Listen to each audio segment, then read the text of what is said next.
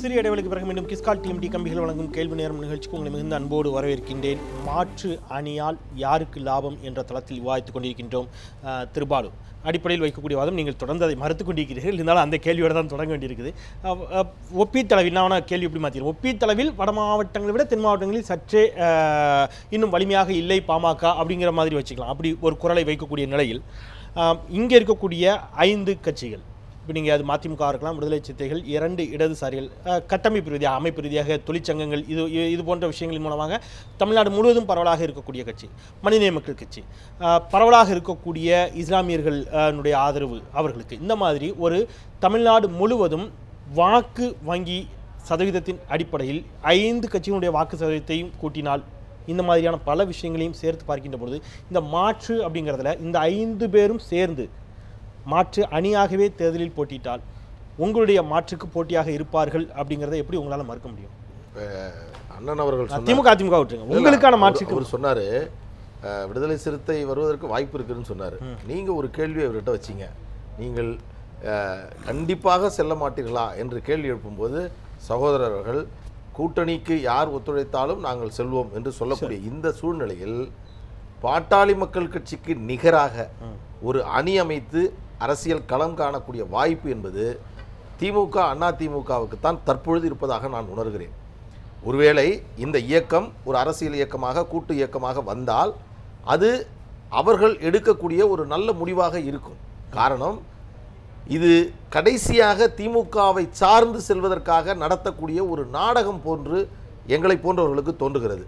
காரணம், 2 படகுகளில் பயணம் செய்வதை போன்று இப்படியும் செல்வோம். நீங்க தொடர்ந்து இருக்கிறது, ஆனால் தொடர்ந்து வைக்கக்கூடிய அந்த இயக்கத்தின் மீது வைக்கக்கூடிய அரசியல் நிபுணர்களுடைய விமர்சனமே இது அதிமுகவிற்கு ஆதரவாகத்தான் இது போன்ற நிலைப்பாட்டை எடுக்கிறார்கள். இவர்கள் இவ்வாறு சேர்ந்து நிற்பது திமுகவினுடைய, அதாவது அதிமுக எதிர்ப்பு ஓட்டம் ஸ்பிளிட் பண்ணும். நீங்க சொன்ன ஒரு பொருள் தான் மிக முக்கியமானது. அந்த எண்ணிக்கையை பெறுவதற்காக திடீரென்று நான் எதோடும் இல்லை என்று சொன்னால் கலைஞர் அவர்கள் மிக சாதாரணமாக அவர்களை எடைபோட்டு விடுவார். எனவே இந்த பலத்தை இவர்கள் காட்டுகின்ற பொழுது அந்த எண்ணிக்கை பெறுவதற்கான வாய்ப்பை இவர்கள் பெறுகிறார்கள். பாட்டாளி மக்கள் கட்சியை பொறுத்தவரையில் உங்களுடைய மதிப்பீடை தயவு செய்து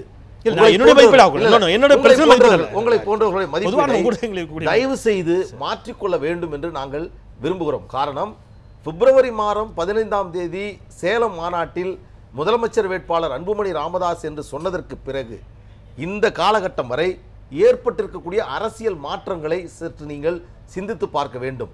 நீங்கள் முதலமைச்சர் வேட்பாளர் என்று சொல்லக்கூடிய இடத்தில் வரிசைப்படுத்துகிற அந்த இடத்திற்கு நாங்கள் வந்திருக்கிறோம்.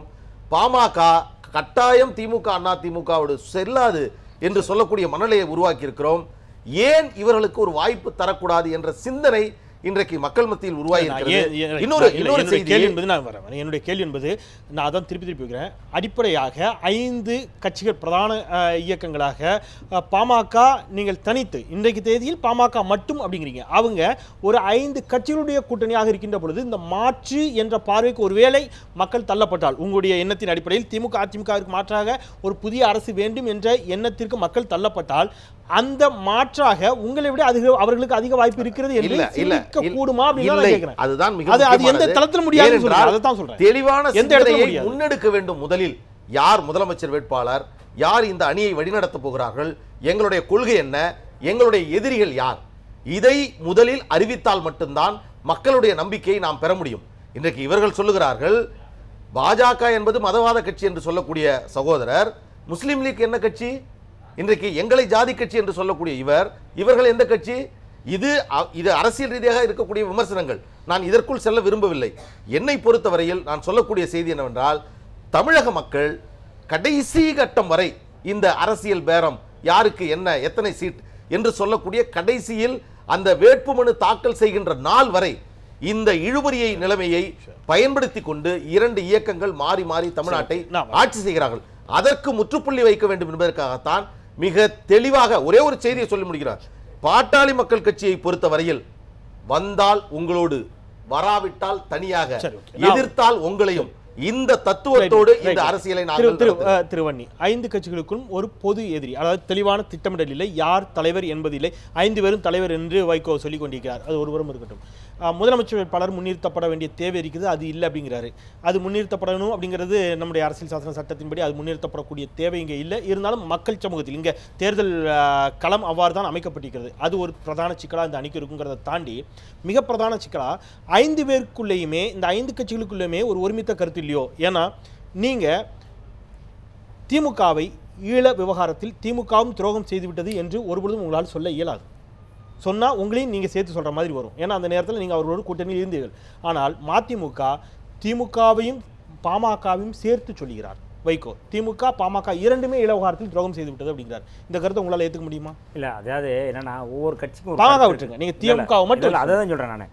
திமுக கூட நாங்கள் ஈழ பிரச்சனையில் எங்களுக்கு வருத்தம் இருந்தது, முரண்பாடு இருந்தது. அதெல்லாம் கடந்து அந்த மக்களுக்கு ஏதாவது செய்யணும் அப்படிங்கிற ஒரு ஒற்றை பாதையில் தான் நாங்கள் அந்த டெசோவில் கூட பயணம் செய்த முடிய முழுமையான உடன்பாடோடலாம் நம்ம அதில் இன்னைக்கு சொல்கிறீங்க, அன்றைக்கி சொல்லலை. இல்லை அன்னைக்கு இது இல்லை பல இடங்களில் எங்கள் தலைவர் சொல்லியிருக்காரு. என்னென்னா தலைவர் அவர்கள் எம்பியாக இருக்கும் பொழுது அந்த எம்பிகளுடைய குழுவோடு போனதுக்கப்புறம் அந்த மக்களுக்கு ஏதாவது கிடைக்கணும் அப்படிங்கிற ஒரு நன்மை கிடைக்கணும் அப்படிங்கிறத தவிர அதில் எங்களுக்கு எந்த நோக்கமும் இல்லை. ஒற்றை நோக்கம், அந்த ஒரு நோக்கம் தான். அதெல்லாம் கடந்து நான் என்ன சொல்கிறேன்னா, நீங்கள் சொல்கிறீங்க இந்த மாதிரி இந்த கூட்டணியில் 5 பேருக்கு ஒருமித்த கருத்து இல்லையோ அப்படிங்கிறதுன ஒரு தெளிவாக நேற்று பேசும்போது சொல்லிட்டாங்க. விரைவில், அதாவது நாங்கள் 5 பேரும் முடிவு பண்ணி யார் முதல்வர் வேட்பாளர், யார் அதுக்கான இது அப்படின்னு விரைவில் அறிவிப்போம்னு சொல்லியிருக்கிறாங்க.